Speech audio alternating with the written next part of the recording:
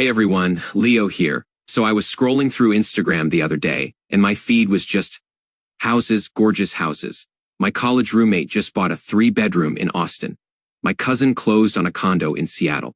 Even my dentist, sent me a housewarming invitation.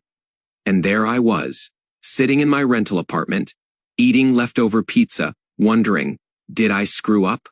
You know that feeling, right? That nagging voice in your head asking if everyone else figured out some secret formula you missed.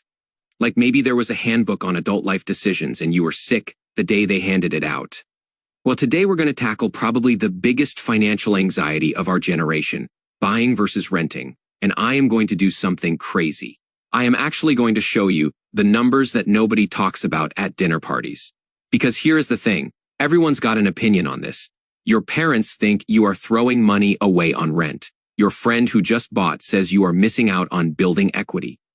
That one guy at work won't shut up about being a landlord. But what does the actual data say? What happens to people who buy versus people who rent over 5, 10, 20 years? Spoiler alert, the answer is way more complicated than just buy a house. And honestly, some of you made the right call even if it doesn't feel like it right now. Let's start with the elephant in the room, direct financial costs. When you buy a house, you are not just paying the sticker price. The median home price in the US right now is around $420,000. Sounds terrifying, right? But that is actually not the scary part.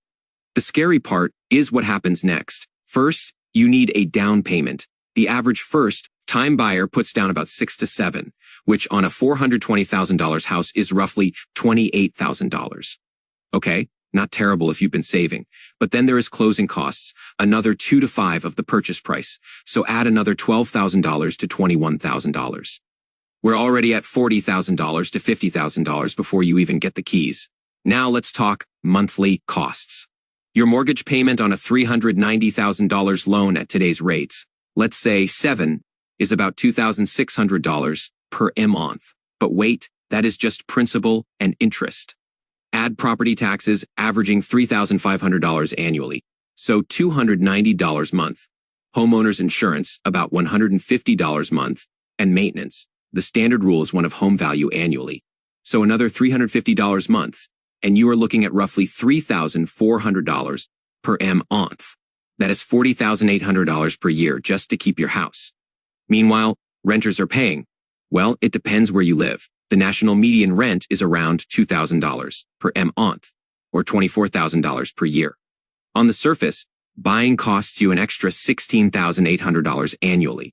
But Leo, you are shouting at your screen, I am building equity. Hold that thought. We're getting there. Here is what they don't tell you. In year 1 of your mortgage, only about $900 of that $2,600 monthly payment actually goes toward principal.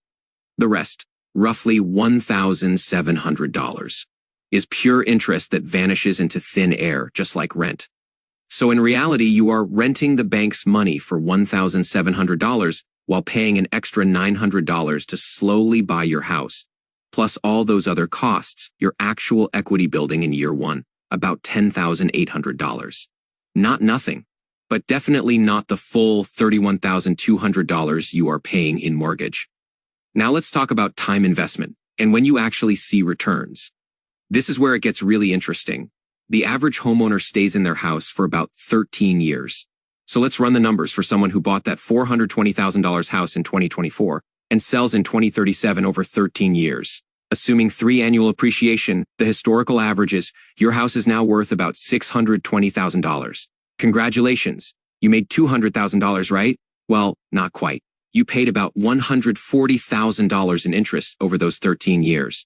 You spent roughly $55,000 on maintenance and repairs, closing costs when you bought $15,000, realtor fees when you sell at $37,000. We're down to a net gain of about $47,000 over 13 years, or $3,600 per year. Meanwhile, what if you'd rented that whole time? You would have saved about $16,800 annually in the difference between buying and renting costs.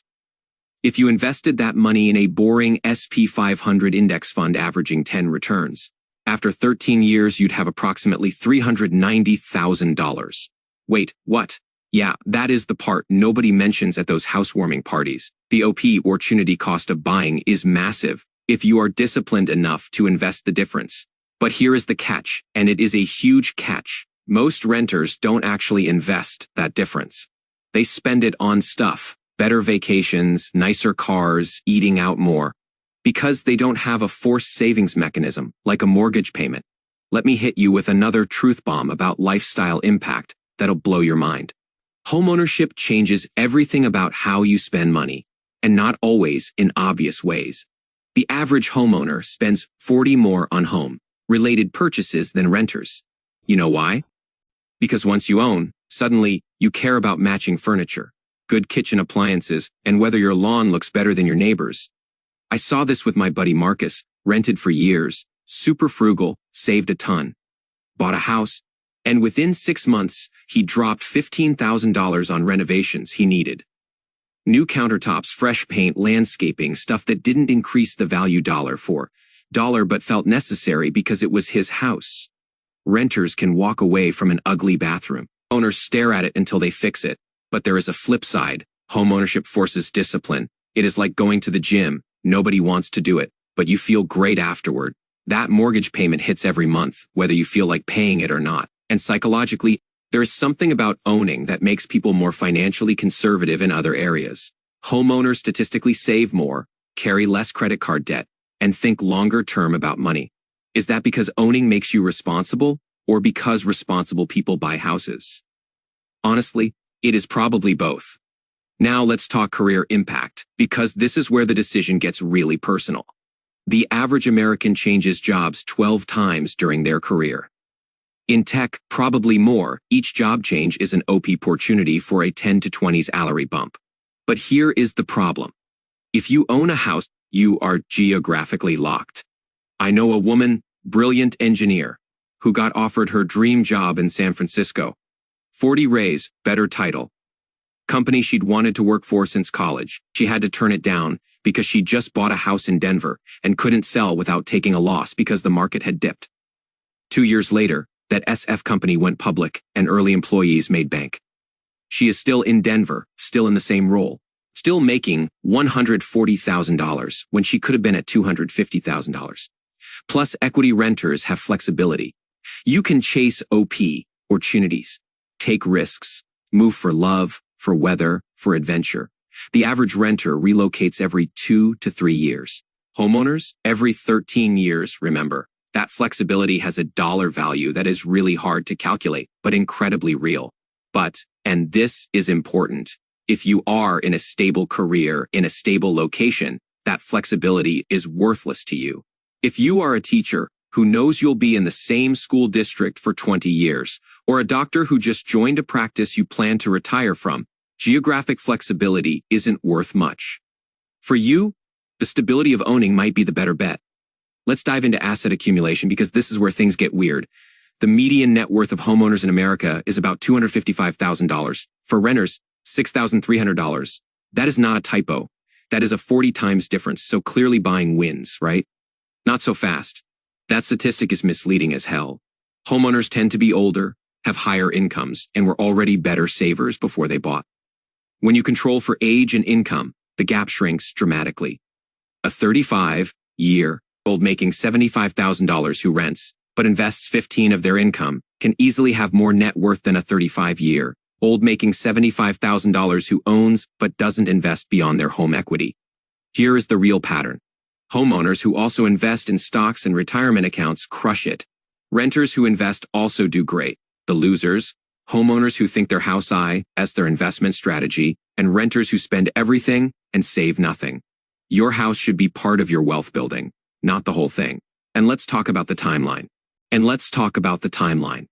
If you are planning to sell in 5 years, buying is almost always a bad idea. The transaction costs alone will eat you alive. But if you are staying 15 years, the math starts to favor buying significantly. At 20 years, owning usually wins even without the forced savings argument, just from appreciation and mortgage paydown. Now for the hidden costs that'll keep you up at night. Homeownership comes with stress that is hard to quantify. Your water heater dies at 11 p.m. on a Saturday. That is $1,200 and 3 phone calls to find an emergency plumber. Your AC breaks during a heat wave. $5,000. Roof starts leaking. $15,000. These aren't if scenarios, they're when. The average homeowner faces an unexpected repair costing over $1,000 about once every 2 years. And here is the kicker. You can't just ignore it. When you rent and something breaks, you call the landlord and go about your day. When you own, you are the landlord. Every problem is your problem. I've watched friends become completely house poor. They qualify for the mortgage payment, but they didn't budget for the reality that houses are money pits. One friend's dishwasher broke, fence needed replacing, and foundation required repair, all in the same year, $18,000 in unexpected costs. She had to put it on credit cards because she'd spent her emergency fund on the down payment. But renters have their own stress. Every lease renewal is a negotiation. Rent can jump 10 to 20 with 30 days. Notice you are at the mercy of a landlord who can decide not to renew. I knew a family with kids in school who got kicked out because the landlord wanted to renovate and sell. They had to move mid-school year to a more expensive place 30 minutes away. That kind of instability, especially with kids, is its own form of financial stress. Let's talk happiness, ROP, because at the end of the day, money's supposed to buy you a better life. Studies show homeowners report higher life satisfaction than renters. But plot twist, it is not because of the ownership itself. It is because homeowners tend to be in better financial positions overall, in stable relationships, and have control over their living space. When you control for those factors, the happiness gap shrinks. A renter in a great apartment in a neighborhood they love, with financial security and control over their space. Good landlord, long-term leases, is just as happy as a homeowner. The key is autonomy and stability, not the deed itself. That said, there is something intangible about ownership that some people really value. Painting walls, whatever color you want. Getting a dog without asking permission. Building a garden, knowing you can't be kicked out. For some people, that is worth a lot. For others, totally irrelevant. I know renters who love the freedom to text the landlord when something breaks and never think about maintenance. Here is the exit cost reality check. If you buy and regret it, getting out is expensive and slow. Selling a house costs 8 to 10 of the sale price in realtor fees, closing costs, and moving expenses. On that $420,000 house, that is $35,000 to $42,000 just to escape. Plus, you can't sell quickly without taking a loss. The average time to sell a house is 2 to 3 months. Longer if the market's slow, compare that to renting. Unhappy, give 30 days notice and you are out. Lost a job, downsize with minimal friction. Hate your neighbors, move across town. The flexibility of renting is incredibly valuable when life throws curveballs. And let's be real, life throws a lot of curveballs. But there is a different kind of exit cost for lifelong renters. At retirement, you still have a housing payment. Retirees who own have usually paid off their mortgage and only pay taxes, insurance, and maintenance. Maybe $800, negative $1,200 monthly. Retirees who rent still pay full market rate, which could be $2,000, negative $3,000 monthly. That is an extra $14,000, negative $26,000 per year you need in retirement income. That requires an extra $350,000, $650,000 in your retirement accounts just to cover housing. That is not nothing. So did you make the right decision? Here is my honest take. There is no universal right answer. But there are clear frameworks to think about this. You probably made the right call buying if you plan to stay in one location for at least 7 to 10 years. You have stable income. You have a solid emergency fund beyond your down payment. You are disciplined about maintaining the property you actually want to own, not just feel pressured to. And you are also investing in retirement accounts beyond your home equity. You probably made the right call renting. If you value geographic flexibility, you are early in your career with uncertain trajectory. You are disciplined about investing the difference in costs. You are in an expensive market where buying is clearly overpriced. You prefer predictable monthly costs, or you are still figuring out what you want long-term. You probably made the wrong call if you bought just because everyone else was doing it. You are house poor with no emergency savings. You bought in a location you already know you'll leave. You are treating your house as your only investment. Or conversely, you are renting while spending every penny and building zero wealth. Here is my advice for regular people.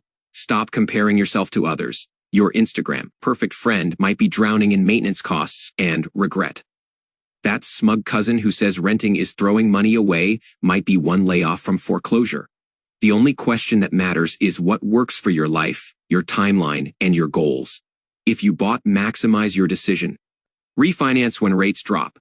Actually do the maintenance before small problems become big ones. Keep investing outside your home. Build that emergency fund, don't become house poor trying to keep up with the neighbors. If you rent, maximize your decision. Actually invest the difference. Automate it so you can't spend it. Take advantage of your flexibility to chase OP. Opportunities. Build wealth in stocks and retirement accounts. Don't let lifestyle inflation eat your savings. And if you are trying to decide, run the numbers for your specific situation. Use a detailed buy-vs rent calculator with real numbers. Your actual rent, actual home prices in your market, real interest rates, honest assessment of how long you'll stay. The answer isn't philosophical, it is mathematical.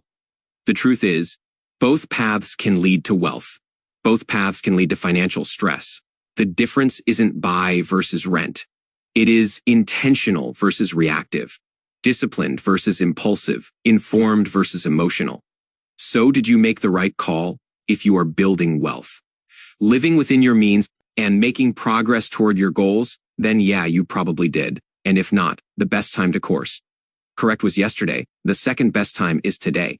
Now get out there and make whichever decision you made actually work for you.